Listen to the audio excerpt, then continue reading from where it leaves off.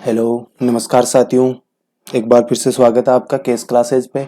आज अपन पढ़ने वाले हैं कि why we use C programming and C features, कि अपन सी प्रोग्रामिंग को यूज क्यों करते हैं और सी के फीचर्स क्या है।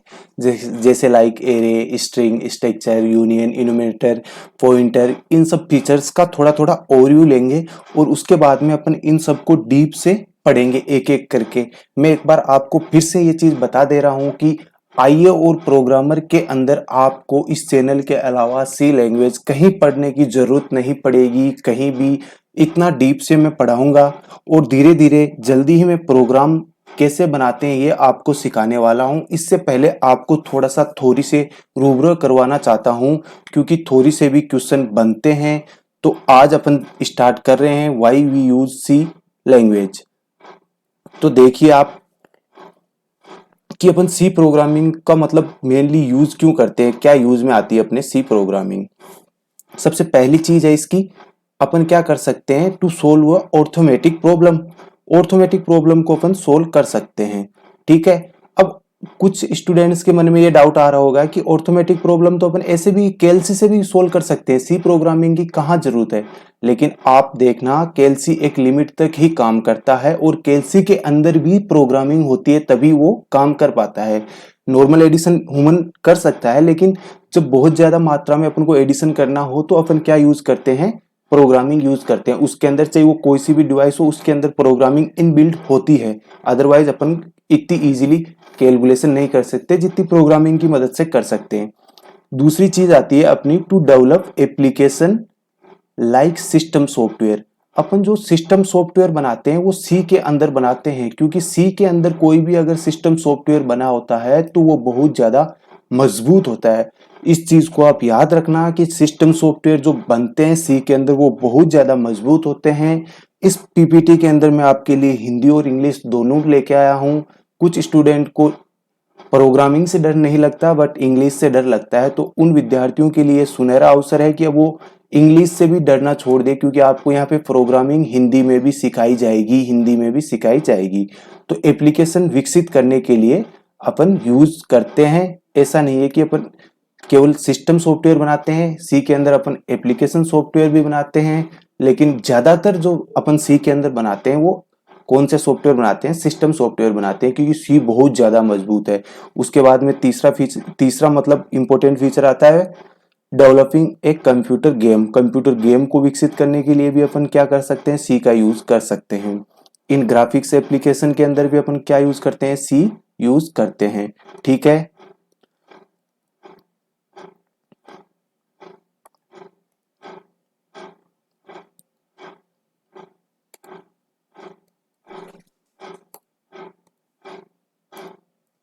अब देखिए फीचर्स ऑफ सी, सी के फीचर्स क्या क्या है।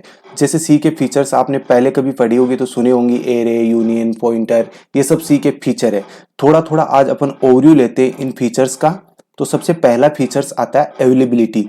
अब सी की अवेलेबिलिटी कितनी ज्यादा है वो चीज आप देखिए। सी कंपाइलर सभी ऑपरेटिंग सिस्टम पर उपलब्ध है।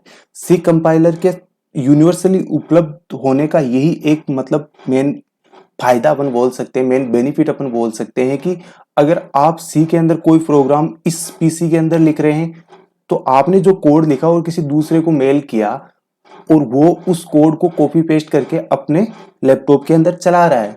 जब वो अपने लैपटॉप के अंदर चला रहा है तो उसको उस कोड के अंदर कुछ चेंज करने की आवश्यकता नहीं होती है, वो डायरेक्टली उसको रन करवा सकता है, क्योंकि सी क्या पोर्टेबल भी है और उसकी अवेलेबिलिटी है। क्योंकि हर किसी ऑपरेटिंग सिस्टम को सी सपोर्ट कर रही है, हर किसी ऑपरेटिंग सिस्टम को, प्रत्येक ऑपरेटिंग सिस्टम को भी अपन बोल सकते हैं सी क्या कर रही है, सपोर्ट कर रही है। तो इसकी अवेलेबिलिटी है वो बहुत ज्यादा है, हर किसी ऑपरेटिंग सिस्टम पर ये सपोर्ट करती है, ठीक है।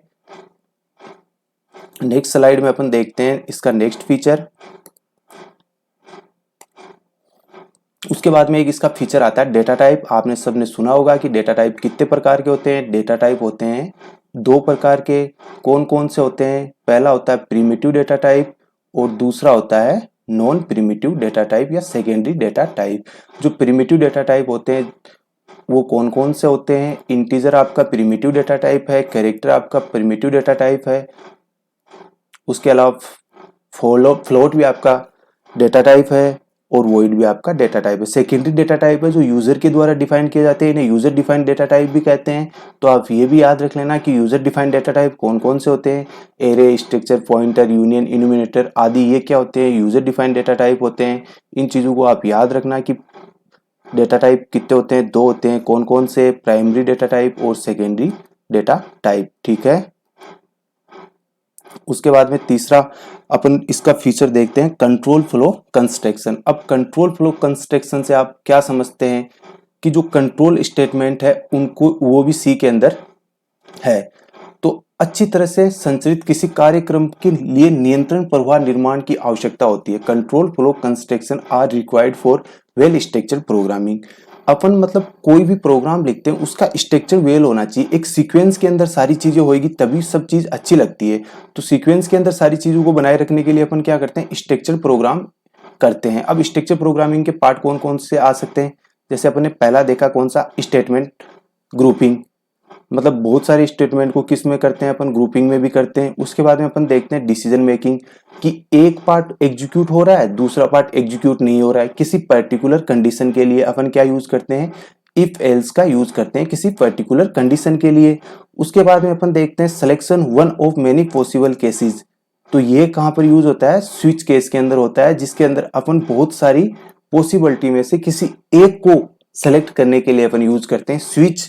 और उसके बाद में अपन देखते हैं looping with the termination test. Loop का यूज भी अपन करते हैं किसी चीज को बार बार प्रिंट करवाने के लिए या किसी चीज को एक पर्टिकुलर टाइम तक प्रिंट करवाने के लिए। जैसे सपोज कीजिए आप फॉर लूप चला रहे हो 1 to 10 टाइम तक, या फिर किसी लूप को आप इनफाइनाइट चलाना है। तो मतलब ये सारे फीचर्स किस में आ जाते हैं, आपके कंट्रोल फ्लो स्ट्रक्चर के अंदर आ जाते हैं। अपन एक एक करके सारे कंट्रोल फ्लो स्ट्रक्चर पढ़ेंगे कि इफ एल्स क्या है, फॉर लूप क्या है, व्हाइल लूप क्या है, डू व्हाइल लूप क्या है। इन सबको मतलब डीप में स्टडी अपन धीरे धीरे करके इसी चैनल पर करेंगे, ठीक है। अगली चीज आती है आपकी फंक्शन। तो आप सबको पता होगा कि फंक्शन बहुत इंपॉर्टेंट फीचर है सी का। सी सपोर्ट है मॉड्यूलर प्रोग्रामिंग, ठीक है। Every C program start from main function. इस चीज को याद रखना, ये क्वेश्चन आरपीएससी द्वारा पूछा गया है और यूपी बोर्ड के अंदर आप प्रीवियस ईयर के क्वेश्चन उठा के देखोगे तो उसके अंदर पूछा गया है कि सी प्रोग्राम है जो स्टार्ट कहां से होता है, मेन फंक्शन से सी प्रोग्राम स्टार्ट होता है। कौन से फंक्शन से होता है, मेन फंक्शन से सी प्रोग्राम स्टार्ट होता है, ठीक है। कोई भी फंक्शन विदाउट, कोई भी प्रोग्राम मेन फंक्शन के बिना नहीं चलेगा। Every C program has a common one function is called a main function. सबके अंदर एक कॉमन फंक्शन होता है, वो कौन सा होता है, मेन फंक्शन ही होता है। C program can be use as a set of function. C program को कार्यों के एक सेट के रूप में देखा जा सकता है। अब आपने देखा होगी फंक्शन की कॉलिंग कितनी तरह से होती है, किसी को पता है फंक्शन की कॉलिंग कितनी तरह से होती है। आगे जब पढ़ेंगे फंक्शन तो इसको डीप से पढ़ेंगे, लेकिन मैं आपको थोड़ा सा आइडिया दे देता हूं कि फंक्शन की कॉलिंग 2 तरह से होती है। पहली होती है कॉल बाय वैल्यू, दूसरी होती है कॉल बाय रेफरेंस, ठीक है। अब कोई पूछे कि फंक्शंस के टाइप कितने होते हैं, सी के अंदर बेसिकली अपन फंक्शन के 4 टाइप पढ़ते हैं। एक बार मैं नाम बोल रहा हूं, आप मेरे साथ नोट करना चाहे तो कर सकते हैं। पहला नाम है non return type with argument. पहला नाम है non return type without argument. दूसरा है non return type with argument, non return type with argument. तीसरा है रिटर्न टाइप विदाउट आर्ग्यूमेंट। तीसरा है रिटर्न टाइप विदाउट आर्ग्यूमेंट। चौथा है रिटर्न टाइप विथ आर्ग्यूमेंट। चौथा है रिटर्न टाइप विथ आर्ग्यूमेंट। ये 4 फंक्शन है, अगर इनके नाम आप याद रख सको तो रखना। जब आगे पढ़ेंगे फंक्शन तो इसको डीप से अपन पढ़ने वाले हैं, ठीक है। उसके बाद में आपने नाम सुना होगा रिकर्शन का। अब रिकर्शन का मतलब आप ऐसे समझिए कि अगर आप किसी चीज को खुद से ही कॉल करवाना चाहते हैं, ठीक है। C support the concept of recursion through this mechanism function can be used to call itself. किसी फंक्शन को खुद से ही कॉल करवाने के लिए जिस फंक्शन का यूज किया जाता है वो होता है आपका रिकर्सिव फंक्शन। तो रिकर्सिव फंक्शन की डेफिनेशन याद रखना कि खुद को कॉल करवाने के लिए कौन सा फंक्शन यूज करते हैं, अपन करते हैं रिकर्सिव फंक्शन यूज करते हैं खुद को कॉल करवाने के लिए, ठीक है। तो रिकर्शन फंक्शन को आप याद रखना। उसके बाद में आता है एरे। तो एरे क्या है, array is a collection of similar data type. इतनी डेफिनेशन सबको पता है, ठीक है। तो array is a group of related data item data share A common name, ठीक है। एरे बनाएंगे तो उसके अंदर क्या होगा, collection of similar data type होगा। सिमिलर डेटा टाइप से क्या मतलब है, अगर आपने इंटीजर वैल्यू लिया तो सारी इंटीजर वैल्यू होनी चाहिए, वो फ्लोट वैल्यू को सपोर्ट नहीं करेगा, वो स्ट्रिंग को भी सपोर्ट नहीं करेगा, ठीक है। एरे क्या है, यूजर डिफाइंड डेटा टाइप है, क्या है, यूजर के द्वारा डिफाइन किया गया डेटा टाइप है। एरे की इंडेक्स कहाँ से स्टार्ट होती है, 0 से स्टार्ट होती है। और एक चीज और आपको इंटरेस्टेड बता देता हूं मैं कि जरूरी नहीं है कि एरे की इंडेक्स हमेशा 0 से स्टार्ट हो। जो मतलब कंपाइलर डिजाइन होते हैं वो इसी तरह से होते हैं कि अपन को एरे की जो इंडेक्सिंग है वो स्टार्ट 0 से करनी पड़ती है। हायर लेवल लैंग्वेज के अंदर अपन इंडेक्स को 1 से भी स्टार्ट कर सकते हैं। ये की पॉइंट है, इसको आप याद रखना। Array store a several variable of the same data type. All the member of an array are stored in a consecutive memory. Consecutive memory से क्या मतलब है कि ये ऐसा नहीं होता है कि एरे होता है जो मेमोरी के अंदर मतलब लगातार स्टोर होता है, समझे आप। एक बार थोड़ा सा ध्यान रखना स्क्रीन पे, जैसे कि ये आपकी मेमोरी है, ठीक है। अब पहला एलिमेंट यहाँ स्टोर होगा, दूसरा यहाँ होगा, तीसरा यहाँ होगा, चौथा यहाँ होगा, पांचवा यहाँ होगा, छठा यहाँ होगा। इंडेक्स कहाँ से स्टार्ट हो रही है एरे की, 0 से हो रही है। 0 1 2 3 4 5 तक जा रहा है। तो अब ऐसा नहीं हो सकता कि एरे के अंदर आप मेमोरी होती है वो मतलब लगातार लेनी होती है, ठीक है। ऐसा नहीं होता है कि एक एलिमेंट यहाँ पे स्टोर है, दूसरा एलिमेंट मेमोरी में कहीं पे स्टोर है, तीसरा कहीं पे स्टोर है। एक मतलब एक पर्टिकुलर सीक्वेंस के अंदर होती है स्टोर, ठीक है। All the number of variable which an array can hold is called the size of array, ठीक है। इस डेफिनेशन को आप याद रखना। साइज ऑफ द एरे क्या होता है, the number of variable which an array can hold is called size of array, ठीक है। तो एरे में इतनी चीज याद रखना, एरे की इंडेक्स सी में 0 से स्टार्ट होती है। Array collection of similar data type होता है। इसके अंदर डेटा को कंसेक्यूटिव मेमोरी में लोकेट किया जाता है। ये चीजें थी बेसिक एरे की। उसके बाद में नेक्स्ट फीचर अपन पढ़ते हैं स्ट्रक्चर का। तो स्ट्रक्चर क्या है, structure is a constructed data type which is used to store element of different data type together under a single name। कहने का मतलब ये है कि स्ट्रक्चर अपन बनाएंगे तो स्ट्रक्ट कीवर्ड का यूज करेंगे, और स्ट्रक्चर जब अपन बनाते हैं तो उसको लास्ट के अंदर उसके सेमीकोलन अपन लगाते हैं, ठीक है। यहाँ पर आप इंटीजर डेटा टाइप रख दो, यहाँ पे फ्लोट रख दो, यहाँ पे आप स्ट्रिंग रख दो, इन सब का कलेक्शन ही क्या कहलाता है, स्ट्रक्चर कहलाता है, ठीक है। और स्ट्रक्चर के सभी मेंबर को एक साथ एक्सेस कर सकते हैं, और स्ट्रक्चर से ही अपन क्या बना सकते हैं, लिंक लिस्ट बना सकते हैं। स्ट्रक्चर के मेंबर को एक्सेस करने के लिए अपन डॉट ऑपरेटर का यूज करते हैं। किसका यूज करते हैं, डॉट ऑपरेटर का यूज करते हैं स्ट्रक्चर के मेंबर को एक्सेस करने के लिए। अब जो ये अपन जितने भी डेटा टाइप यहाँ पे स्टोर करते हैं इनके लिए एक मतलब कंप्लीटली मेमोरी एलोकेट हो जाती है इसके अंदर, ठीक है, स्ट्रक्चर के अंदर। बाकी जब अपन स्ट्रक्चर को पढ़ेंगे तो इसको डीप में पढ़ेंगे, इसके एमसीक्यू भी करेंगे, और सारी चीजें स्ट्रक्चर की अपन आगे पढ़ने वाले हैं, ठीक है। स्ट्रक्चर के बाद में नेक्स्ट कंसेप्ट आपको पता होगा अपन डिस्कस करने वाले हैं, कौन सा, यूनियन का, ठीक है। तो यूनियन भी क्या होता है, स्ट्रक्चर की तरह ही होता है, ठीक है। Union is also constructed data type, ठीक है। It is use to store element of different data type. ये तो अपन उसमें भी कर रहे थे, स्ट्रक्चर में भी तो यही चीज कर रहे थे, तो यूनियन में भी अपन यही चीज कर रहे हैं, ठीक है। आगे वाली लाइन पढ़िए, structure can store value of all attribute define in it at the same time, ठीक है। While union can store value in only single attribute at a time. सभी मेंबर को एक साथ एक्सेस करता है आपका स्ट्रक्चर, लेकिन यूनियन एक टाइम पर एक ही मेंबर को एक्सेस करता है। अगर यूनियन के अंदर एक टाइम पर एक से ज्यादा मेंबर को एक्सेस करेंगे तो वहां पर अपने पास में गार्बेज वैल्यू प्रिंट होगी। क्या होगी अपने पास वहां पर, गार्बेज वैल्यू प्रिंट होगी। क्या होगी, गार्बेज वैल्यू प्रिंट होगी, ठीक है। इस चीज को आप याद रखना कि गार्बेज वैल्यू कब प्रिंट होगी, ठीक है। जब अपन यूनियन पढ़ेंगे तो इसको और डीप में पढ़ेंगे, ठीक है।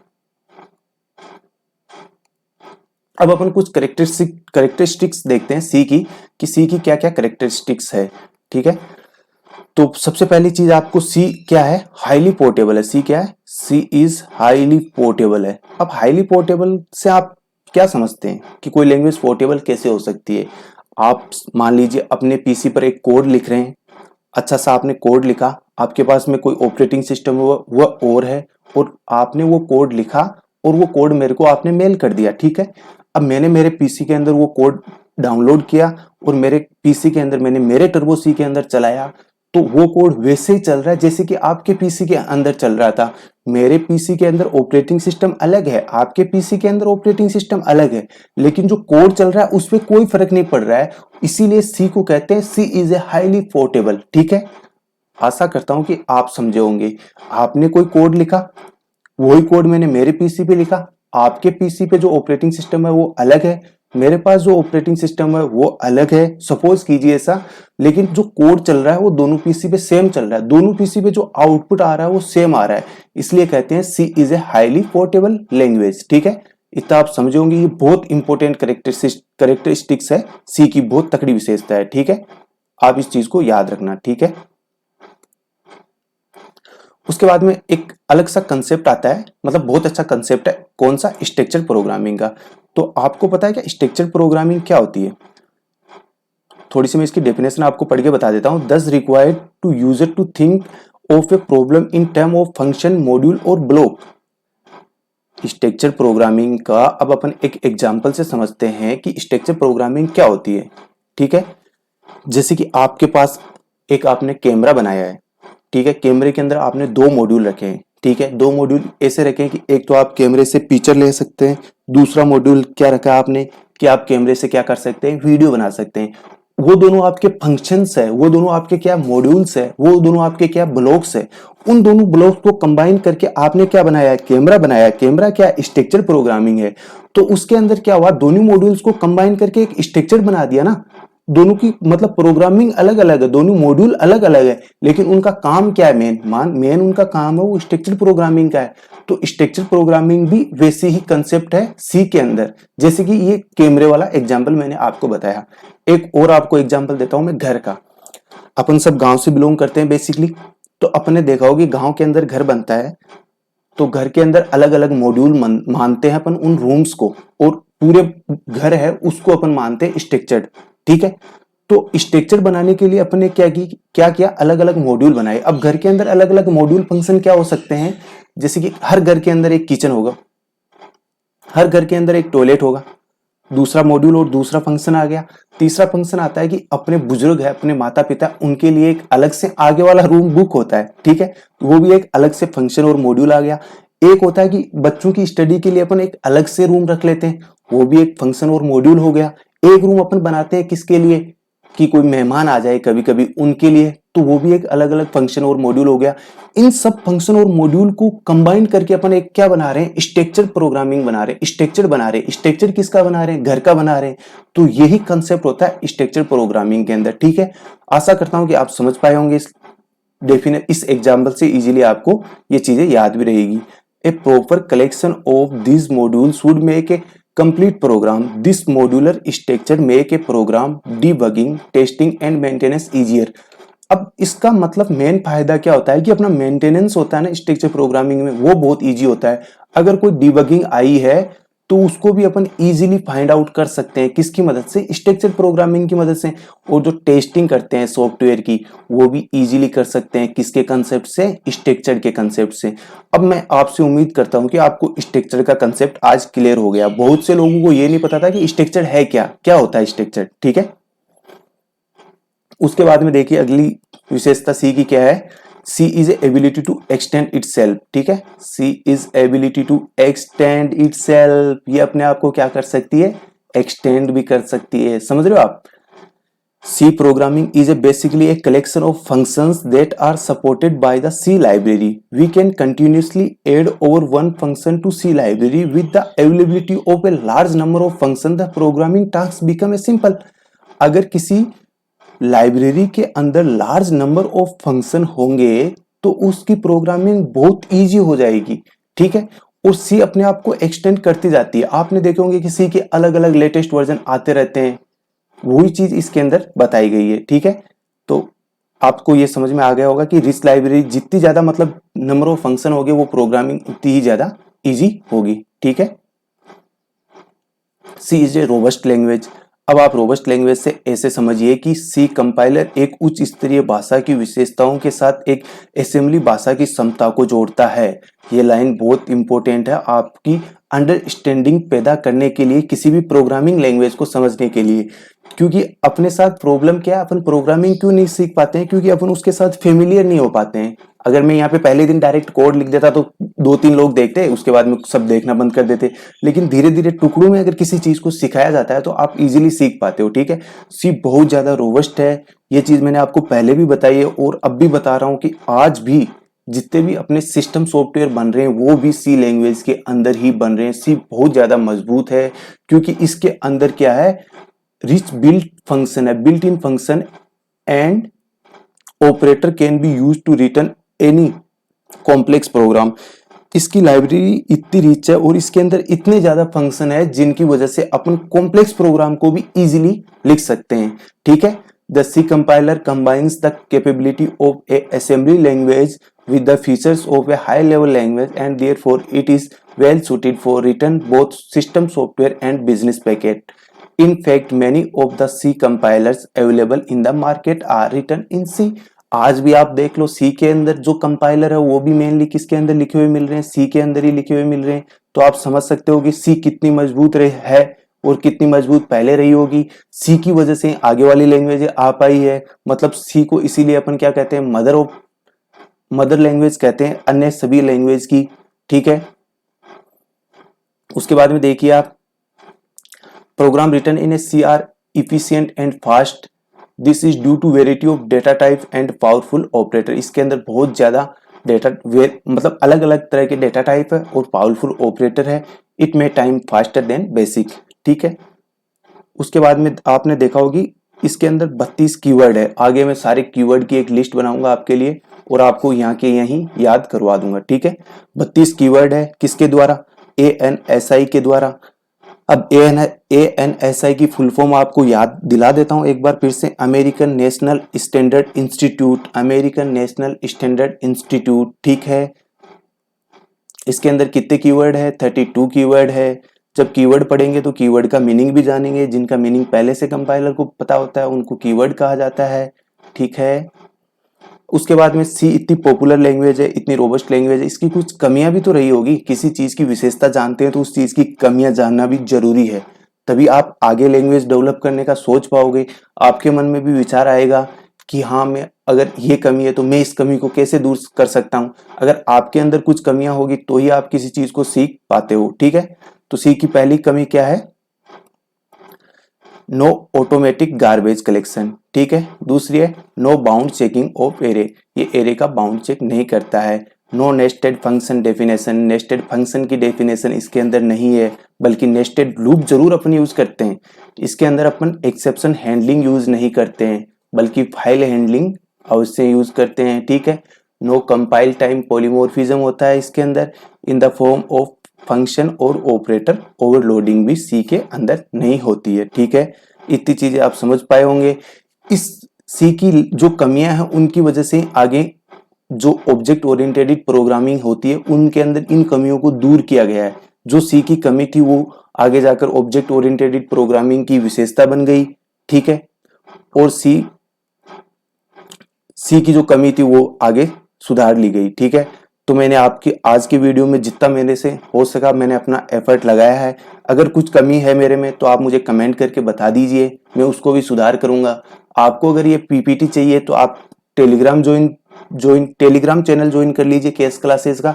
आपको सारी पीपीटी वहां पर प्रोवाइड करवाई जाएगी और जल्दी ही आपको एमसीक्यू सीरीज मैंने स्टार्ट कर दी है। एक प्रीवियस ईयर पेपर भी मैंने डाल दिया है ऑलरेडी। हर संडे को आपको एक प्रीवियस ईयर पेपर जो राजस्थान के अंदर एग्जाम हुए वो डाल दिए जाएंगे। उसके अलावा जो भी है वो आपको धीरे धीरे और बता दिया जाएगा।